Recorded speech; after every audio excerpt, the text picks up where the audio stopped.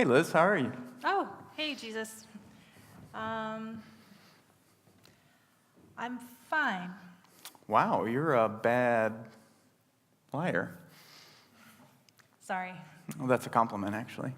Oh, You know, the longer we've known each other, you don't pretend as much. You know, that's a good thing. well, in that case, thank you. But don't let it go to your head. Just kidding. What are you doing? So what do you want to see me about? Well, okay. It's my finances. I know you said that we're supposed to be cheerful givers to God. Well, I mean, you didn't say it. Paul said it, but... Are you sure? Okay. In your words, yes, you said it. Anyway, what I was trying to say is that things are just really tight in our house these days, and I've got mortgage payments, student loan debts that are not paid off yet, the car is still getting paid on, my kid needs braces, it's just really hard to be cheerful when the money is so tight. And I don't trust you. Finally, I wanted you to be honest with me. Sorry. Let me ask you this. Am I dead or am I alive?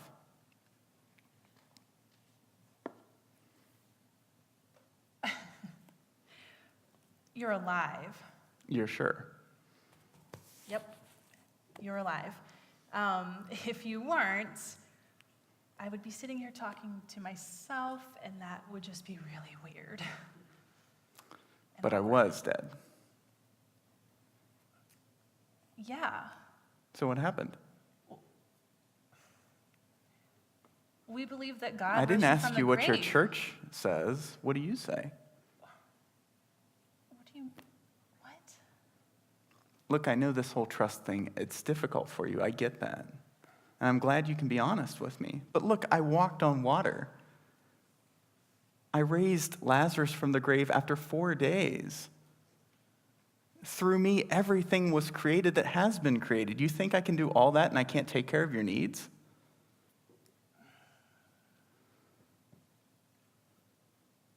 I know. It's just, sometimes it's just really hard to trust you. I know that. But it's necessary if you're going to grow.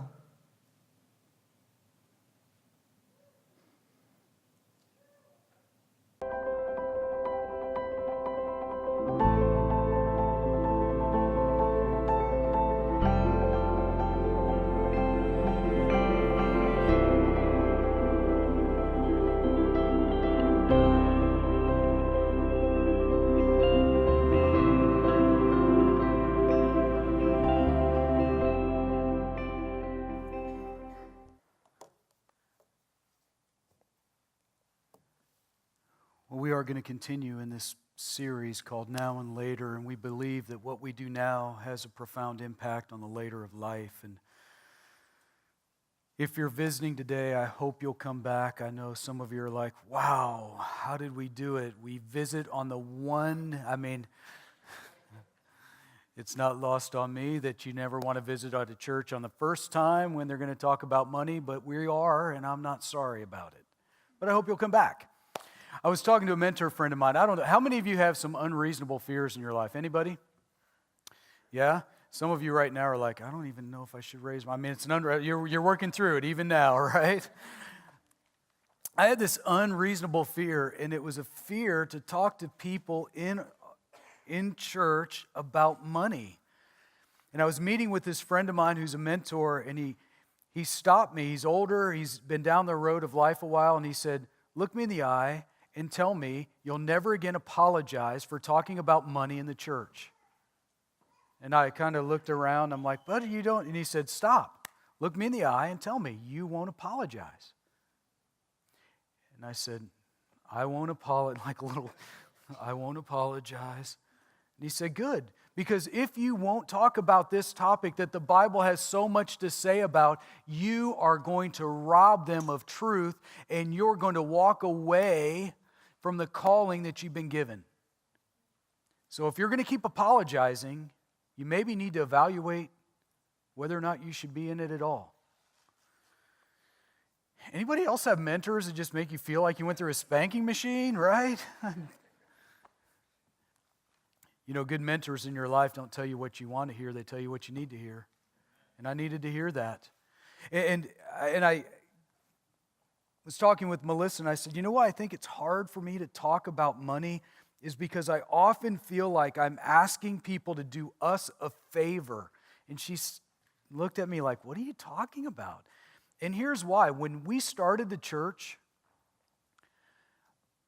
anytime somebody would step up and do something, it meant we didn't have to keep doing it ourselves. Does that make sense? Now this place is full of ministry partners that make things happen, and it's beautiful, and this church will march right on into the future when the time comes that I'm not even here. And that's awesome. That's how it ought to be, right? But in the early days, I remember I was cutting grass one time, and there was a storm coming, and the kids were really little, and they're here. Melissa was inside helping clean the building, and the kids were inside making handprints on the building she's trying to clean, I think, and I'm riding the lawnmower, trying to beat the rainstorm. And somebody showed up, and he said, listen, get off the mower. And I said, well, I'm trying to just get it done. He said, and I can too. And he said, you don't need to be here doing this. I can cut grass. And it hit me. I mean, it felt like such a gift, right? Because up to that point, we're trying to cut the grass. But we're not there now, and I'm not there now, so I'm not apologizing anymore because I don't think you're doing it for me. Amen. Good job, Pastor. Bad confession, but here we are anyway. Last week, I got back on Saturday. I was a part of an international outreach team that we've sent, the third team to go to this particular village in Guatemala that we've adopted called Monte Herman, and we're finishing building a church there, and we're trying to figure out how to get clean water to that village, or at least accessible water that we can then help purify. And we're working on some of those things with different ministries that are partnering with us. But anyway, when we started the week, we were all gathered in a circle the first night that we were in Chisek, and I said to the team, I want you to just think about this for a minute and tell me, what's your personal definition of poverty? How do you define poverty? And then at the end of the week, I asked them, on our last night there, has your definition changed? We'll come back to that. You see, I think there are certain words that need working definitions in our life. I think we need certain words to be more than concepts. I think they need to be applicable in their definitions so that we know how to walk out those truths in our lives. For instance, I think we need to have a working definition for the word faithfulness, right? I mean, if you're married, I think you would all agree we probably ought to have a working definition of this word, faithfulness. It makes sense, but it touches on a lot of areas, not just one area, right? It certainly would touch on the purity of the marriage bed, but it would also touch on the areas of how are we faithful in other ways? How do we, where are the boundaries, where are the guardrails for this word, right? I think that's smart. I think we need to know, well, how do we define it? I think we need a working definition for the word success. I don't know what your definition of success is, but if you don't have a personal definition of success, how will you know if you've ever achieved it? You know, we live in a world that is filled with people who are desperately trying to find fulfillment, but they don't even know how they define success, or if they define it at all, but they sure hope they arrive at it one day. Like Alice in Wonderland's Cheshire Cat said, if you don't know where you're going, any road will get you there. I think you need to know where you're going. Definitions matter. How do they work out? So here's a definition I think we need a word we need a working definition for in our own life, and it's the word stewardship. Would you say that word, stewardship? It sounds so churchy. I mean, it sounds like a stuffy flannel graph Sunday school teacher word. Stewardship. Now, children, everybody sit down and color a picture about stewardship. I mean, we don't even know, right? We hear it only in church. It's this crazy word that somehow we hear and we think, oh, that's an old word. It doesn't really apply. But I think the definition, according to Webster, is really applicable, and it's this. It's the activity or job of protecting and being responsible for something. So as parents, we are stewards of a lot of things for our kids. In our jobs, we steward the responsibility, right? There's stewardship at work in your life. There are areas that you are responsible, right? You're responsible for the activity. It's your job to protect that area, to steward that area. Stewardship. I think we need a working definition for that. So what's that look like in our life? As we talk about now and later finances. Some of you right now are about to tune me out. I know it. You were thinking, music was okay. It was pretty good. I really liked it. And then we had communion right in the very beginning. I wasn't even done with my coffee yet. And then there was a skit. It was almost like watching TV. There were commercial breaks and some announcements. It was so good. And now this. If you don't hear anything else I say, I hope this gets in and I hope it sinks deep. Direct your finances now with later in mind. Direct your finances now with later in mind. Do today things that are smart so later you don't regret it. Direct your finances now with later in mind. And in order to do that, you're going to have to break with the American dream that has become the American nightmare. It's just true. It's not convenient, but it is true nonetheless. The Bible has a lot to say about how we steward and handle our finances. Proverbs 21:20, it says this, "In the house of the wise are stores of choice food and oil." In the house of the wise are stores of choice food and oil, but a foolish man devours all he has. Wise people have a reserve. They have a backup of extra. In the house of the wise, there's extra. Doesn't mean you're a hoarder. Have any of you met a hoarder recently? Doesn't mean you're a hoarder. What it means is you have wisdom, so you're prepared. In the house of the wise, there are stores of it. But a foolish person consumes all they have. There is no extra. There is no leftover. There is no margin. In the house of the wise, there's margin for when life shows up and happens. I've been foolish, according to this proverb of Solomon in my life. I just don't want to be there again. I'm not a doomsday prepper. I don't have an escape pod anywhere with a periscope for air ventilation or any of that stuff. Look, if life gets that bad, do you want to be here anyway? I mean, how many of you spend time in your basement as it is? Anyway, back to that. I mean, some people are spending like $400,000 on these doomsday bunkers, and they don't visit, and they won't even tell their friends where it's at.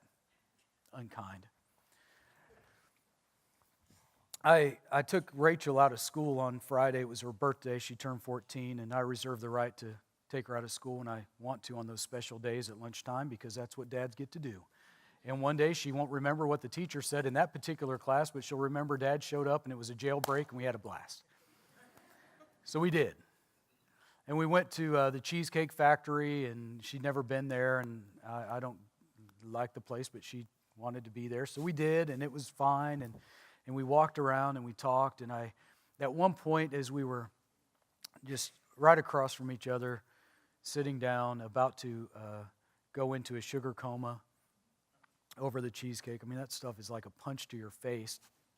So sweet. Anyhow, I said, Rachel, what would you do if somebody just gave you $5,000 for your birthday? And she said, am I going to get $5,000? No, this is extraordinarily hypothetical. I said, what would you do? How would you direct that chunk of money? What would you do with it? And so she went down a list. Well, first, and then as 14-year-old girls are, she's quite detailed. She told me all the details, and I continued to act interested. By like point 31.a, I'm going, And then what? But here was the thing. I wanted to get a little insight into how she processes. And I said, you know how your mom and I direct our household finances, right? Well, yeah, I think so. I said, well, honey, here's how it works. It's a simple metric for us, 10, 10, 80. What's that mean? We give 10, we save 10, we live on the rest. But at your age, you should give at least 10, save 50, and then spend 40, because college is coming. You know what we're really good at in America? We're really good at living on all of it. Living, spending. We don't really get this ordained principle of the word. Trust first. Honor God first. Honor us second. Save. Stores. Plenty. Live on the rest. For Melissa and I, that's our deal. We tithe 10% to the local church. We have offerings that go above and beyond that, like to the building fund or to some children we sponsor that we take their picture from time to time. We put it at our table when we're eating dinner and we pray for them. William and Amanda are their names. We've been sponsoring them for years. That's not tithe, that's offering. 10, 10, 80. So those offerings come out of the 80. 1 Timothy chapter 6, verse 10 says, for the love of money is a root. You know, this verse gets quoted wrong all the time. They quote it, the love of money is the root of all evil. That's not true. It is a root to all kinds of evil. It's a root. It's not the, it's a, right? It's a root. The love of money is a root of all kinds of evil. Some people, eager for money, have wandered from the faith and pierced themselves with many griefs. When money becomes your main thing, God will never be your priority. If money's your main thing, God will always be a thing. When God is the priority of your life, everything else fits. When God is a priority of your life, everything else competes. It's just the way it goes. In our life, here's how it works. I get an allowance. I got my allowance recently. I get it once a week. And so I have cash in my wallet. When I run out of my allowance, I'm out of spending. Melissa takes care of the bills. This is our metric. It works for me. It works for her. I get my allowance. I like it. Man, that doesn't make you very tough. I don't need to be tough. I've got an awesome wife that I love and trust. I don't need to be tough and lord over her financially, and she doesn't lord over me. We're a team. But here's what I know about money. Money is neutral. Money's neutral. It does nothing until we give it direction. Money's neutral. It's going to do what you tell it to do, or you'll do what it tells you to do. But it really is neutral. It's amoral until we give it morality. I can do good things with this, or I could do not good things with this. I could break my sobriety with this, or I could make a contribution to somebody that's hurting with this. I give it morality. It's neutral. It's amoral. It's non-emotional until we give it emotion. Money has no emotion. This doesn't hurt it. It has no emotion, has no feeling until we give it emotion and feelings. The tragedy is we often give it direction based on our emotions, and then we don't like the results. Here's the truth. The money we have has only and will ever be able to do what we tell it. Direct your finances now with later in mind.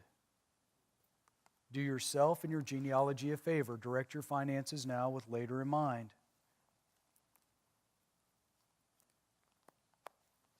This, on the other hand, unlike money, is not neutral. Luke chapter 12, verse 15 says, Watch out, be on guard against all kinds of greed. A man's life does not consist in the abundance of his... A man's life does not consist in the abundance of his... Yeah, a man's life, a person's life does not consist in the abundance of his... Possessions, man, I wish we could believe it. I know we can say it with our lips, but if we could believe it with our life, it would change everything. Your net worth is not the equivalent to your self-worth. Your self-worth and your net worth are not linked, but somehow we think that they are. And we live in this culture that sells us the lie that if we just get the next new thing, or if we just give the next product to our kids, that somehow we'll be fulfilled, only to find ourselves over our head, wondering what happened and blaming everybody we know for the results. This isn't neutral. At 18% interest. It's just not neutral. October 2014 are the most recent statistics I could find on consumer credit card debt in the United States. $862.5 billion of revolving credit card debt. The average household that carries revolving credit card debt as of October 2014 was $15,622. For some of you, you just breathed a sigh of relief because you're better than average. For some of you, you're panicking. In a church this size, I'm not so foolish as to think that this isn't touching some folks. I'm not here to hurt you. I'm here to tell you what's true. You know, as a dad, there are a lot of times that I will sit down with our kids and I'll tell them what they need to hear, not what they want to hear, because I love them enough, because I care, because I want to lean in when I would rather just pacify, right?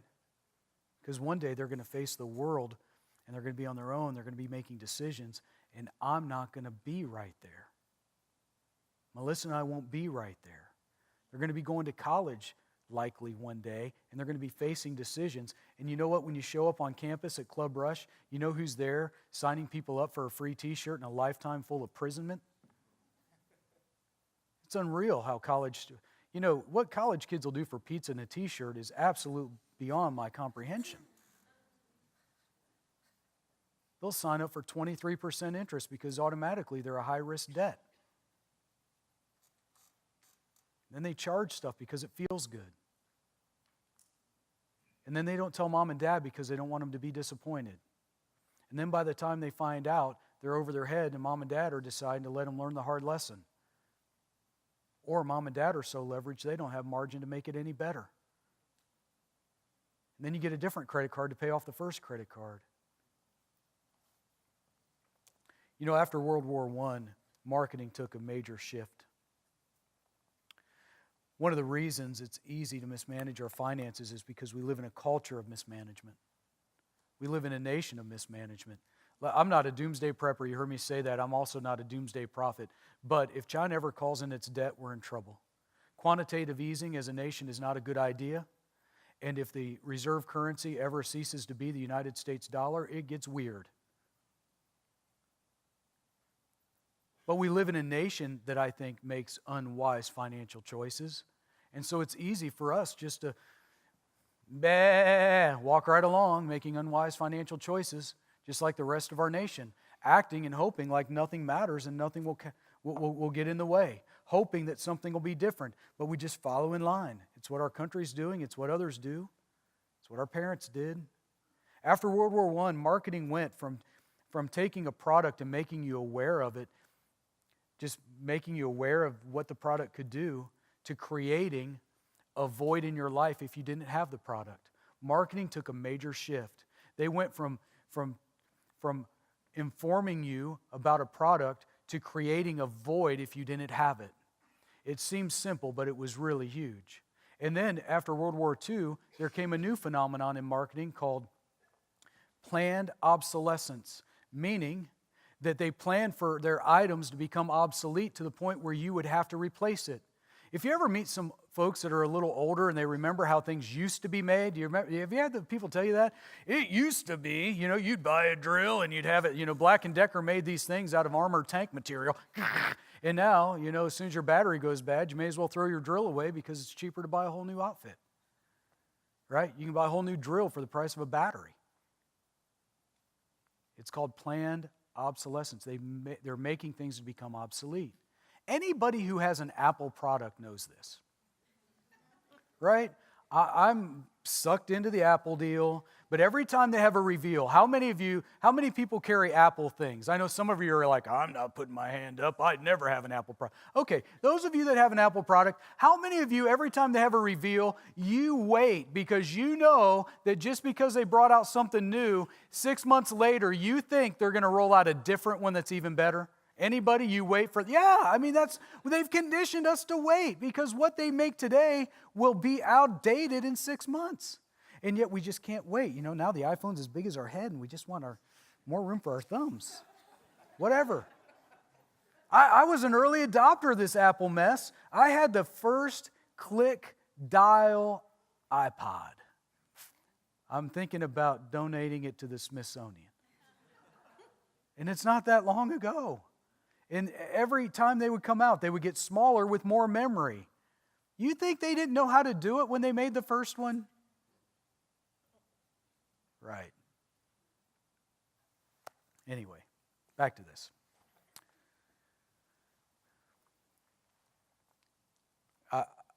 I don't know your financial life. I don't know your situation, but I do know this. It's not typically a lack of money that creates the gap in our lives. It's not a lack of money. The gap is created between what we have and what we want. It's not a lack of money.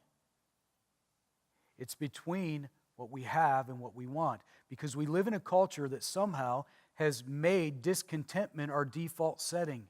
We're discontented. We don't have any contentment with the things that we have. We want the next best thing. So how is it that we direct our finances now with later in mind? How do we do it?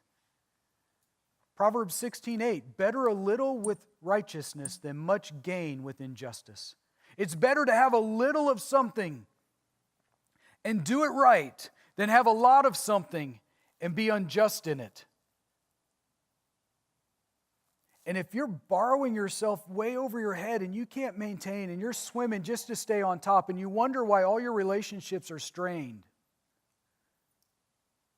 please don't continue to be unjust to yourself. Do the next hard, right thing and start making progress instead of just continuing in the pattern of behavior that got you there.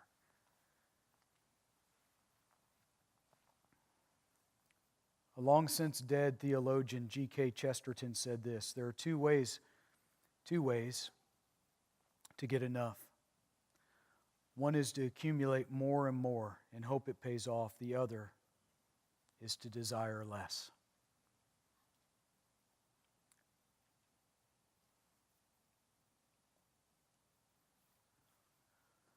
Hebrews 13:5 says, keep your lives free from the love of money and be content with what you have. Because God has said, never will I leave you, never will I forsake you.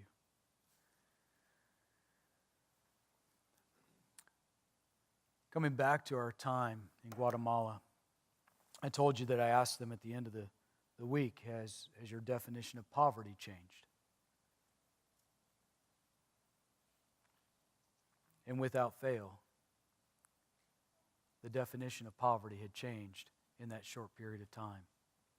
See, we walked into that village. We walked into that village where the kids all have gray and black stains coming down their teeth because of malnutrition.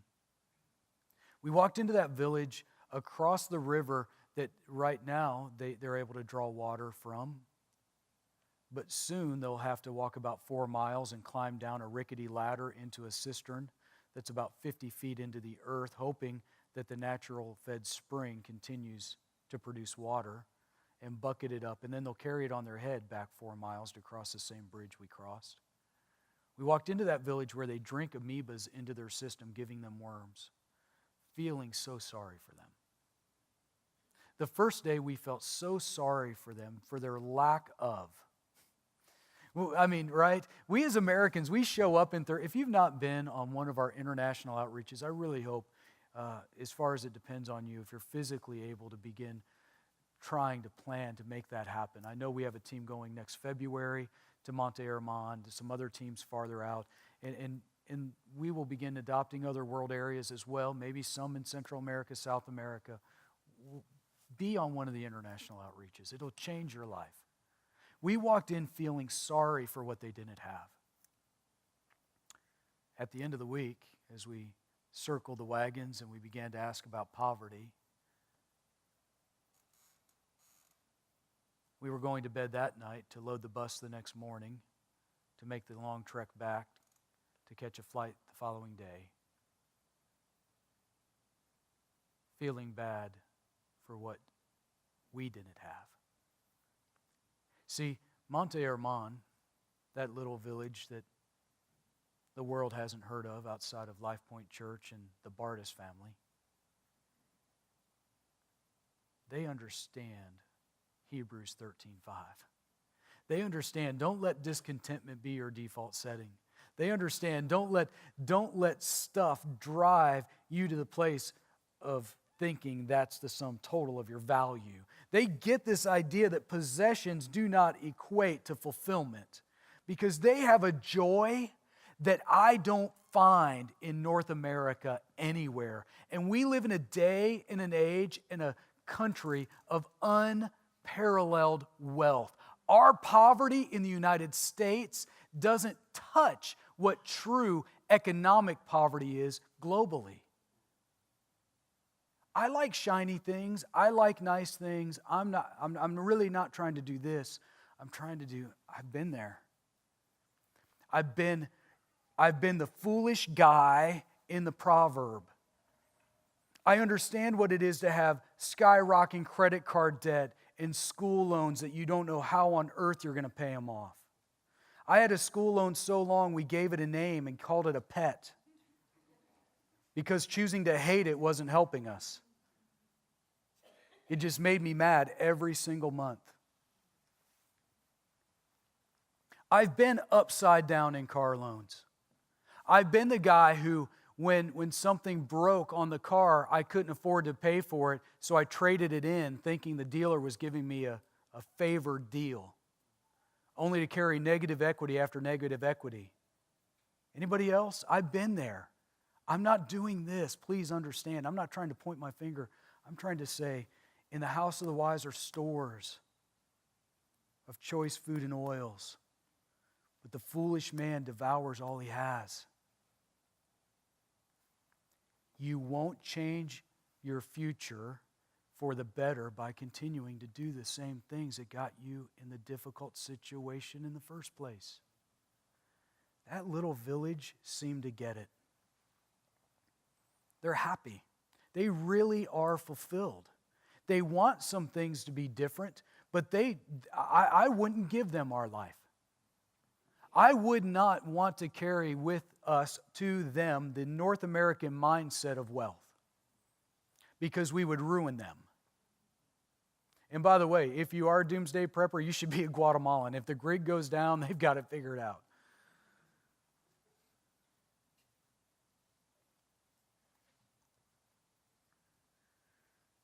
So I wonder today, would you be willing to let the word stewardship mean more to you than a stuffy Sunday school word on a flannel graph? Would you work on a definition of the word stewardship for your family, for your life, for your finances, for your marriage, for your parenting, for your relationships? Would you work on a definition that would say the activity or job or responsibility of protecting and being responsible for something, for someone? Stewardship. I want to end with this challenge. I want to challenge you, no matter where you are, no matter how little you have, no matter what it looks like. I want to challenge you to honor God first in your finances. I'm not saying that because I'm a pastor. I'm telling you that because I've experienced the economy of God, and even though I can't explain it, I've watched it play out in our life in ways that have helped us to experience God's faithfulness when we could not have understood it any other way. Now, I'm also not a mega church pastor who's trying to build a church and build buildings on name it, claim it theology. There, I said it. I don't know how prosperity theology equates when John the Baptist lost his head. I don't know how prosperity theology equates when Paul, the apostle who wrote the vast majority of the New Testament, still had a thorn in his flesh his entire ministry and was killed in prison in Rome. Well, that doesn't feel very good, Pastor. Probably not. But it's still true. I'm not going to spin a web to make you feel good at the expense of what I find to be biblically true. It rains on the just and the unjust, but I want to be faithful either way. Whether it's raining or not, I want to be faithful. Whether my crops are well watered or my crops are desolate, I want to trust God nonetheless and honor Him first because I found Him to be faithful.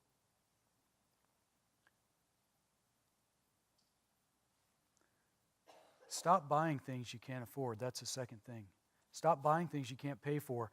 Just because you have this does not mean you can pay for it, right? Do you remember? I remember my first checking account. I had all these checks, and somehow I thought that meant that I had money because people would take them. I'm like, this is great, until I started getting overdraft fees. Can I get an amen? Anybody learn the hard way? Yeah, that was stupid sauce. I mean, good heavens, what is happening? Just because you have this doesn't mean you can really afford to buy it. And you know what you'll never get at Christmas time from your credit card company? A Christmas card. But you know what you will get all throughout the year? Mean phone calls if you quit paying your bill. They're good at harassment calls. I think they were all junior hires once. Third thing, set up a budget and start telling your money what to do. Start telling your money what to do. Direct your finances now with later in mind. Get a budget. It's perplexing to me how many people don't even have a budget that they live on. And some people say, well, you don't understand. I'm in sales. I'm in commission. Okay, if it's feast or famine, while it's feast, plan for the famine. Do what Joseph did in Exodus. Plan for the dry spells. When you're feasting, be wise today for tomorrow's benefit. But get a budget. Get on the same page. If you're married, believe me, one of the most kind things you will do for your children is to come together about your finances. Get on the same page. Well, you don't understand. As soon as we start talking about money, we fight. Well, that doesn't mean stop talking about it. Just quit fighting over it. I get that money makes marriages a little bit squeamish at times. Most marriages have this. They have somebody who really likes to spend and somebody who really likes for you not to. So there's a gap. Try to just balance the gap. Get on the same page. Get there. Choose to be on the same page. 10-10-80, that's our same page. For a long time, Melissa and I had a rule that if we were going to make a purchase over $50, no matter the situation, we talk to each other first. I think she would still like that to be the rule. I've modified it a bit. Maybe after first service, I'll be having that same page conversation again. But be on the same page. Communicate. Talk about it. Get a budget. If you don't know how to put a budget together, and it doesn't mean that you're not intelligent. I know some really sharp, high-performing people that this is just hard because there is a lot of emotion involved. There are a lot of moving parts. There is context of back purchases that now are in present situations. In the communication card this morning, on the back of where some of the announcements are, need help, need financial help, it says. If you're interested in taking the next right step in finding financial freedom, please check the box on the bottom of the card. That's a start, but it would help us to follow up with you. If you want us to help you, we have a finance ministry. We have people in this church who understand how to help you get on a budget. There are no strings attached. You don't pay for anything. We're not going to tell you what to do. They're not going to talk to other people about what you're doing, but they're going to help you get your finances in a better trajectory for your future. Get on DaveRamsey.com. He'll help you know. These people in our church with the finance ministry, they sort of understand how much, what percentage of your budget should go to your housing, what percentage should go to your groceries, what percentage should be your utilities, right? They know, they understand. They'll help you understand this is reasonable. They'll help you understand, how do we tackle our debt? How do we tackle the revolving debt? How do we do the debt snowball to get rid of it? How do we start eating this giant one bite at a time so we're making progress? How do I tell these people to quit calling me after I've cut up the card? They know the law, where they can help you draw lines for your own benefit and also legally to help you gain some traction, right? Healthy people get help. When Melissa and I were going to marriage counseling in the very beginning, it was voodoo for a pastor to say, my wife and I are going to see a counselor. So when people started to wrinkle their nose at it, I shot a video for Wellspring Counseling Center because I want to fight that stigma. Healthy people do healthy things. Healthy people who want to get healthy do right things.